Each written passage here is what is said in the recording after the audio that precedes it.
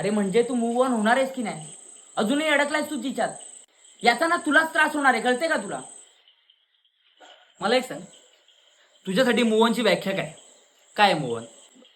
जुन्या गोष्टी विसरून नवीन सुरुवात करणं. तुझ्या ब्रेकअपला किती वेळ झालाय? 5 वर्ष. केली नाही मी सुरुवात? हो, जुन्या गोष्टी विसरला? सगळ्या. तुमची शेवटची भेट? 15 जून 2020. आपण नवीन सुरुवात करतो रे, पण आठवणींना कधी शेवट नसतो. आणि त्या आठवणीचा मला जर त्रास होत नसतील, त्या आठवणी मला माझ्या प्रेझेंट मध्ये थांबवून ठेवत नाहीत, मुळात माझं आयुष्य थांबत नसेल, तर त्या आठवड्यामध्ये काही प्रॉब्लेम नाही. वेडेपणा. वेडेपणा म्हणतात याला आजच्या काळात. खूप जणांसाठी आहे रे हा वेडेपणा. पण काही वेडे पण आहे ज्यांना आवडतं जुन्या आठवणींमध्ये रमायला, जो व्यक्ती नाहीये त्याच्यासोबत जगायला. कविता करतोयस? हे बघ, तू म्हणतोस ना ते सगळं मान्य आहे, मला सगळं मान्य आहे. पण मला फक्त एवढं वाटतंय की तुला त्रास नको व्हायला.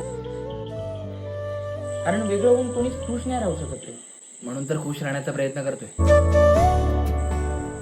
आपल्याकडे नेहमी 2 चॉईस असतात. एकतर ती नाहीये म्हणून रडत राहायचे, नाहीतर तिने दिलेल्या आठवणी सोबत जगत राहायचे. आठवणींमुळे मी रडत नाहीये, मला त्रास होत नाहीये,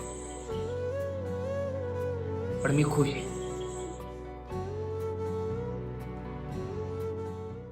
तर नाही व्हायचं.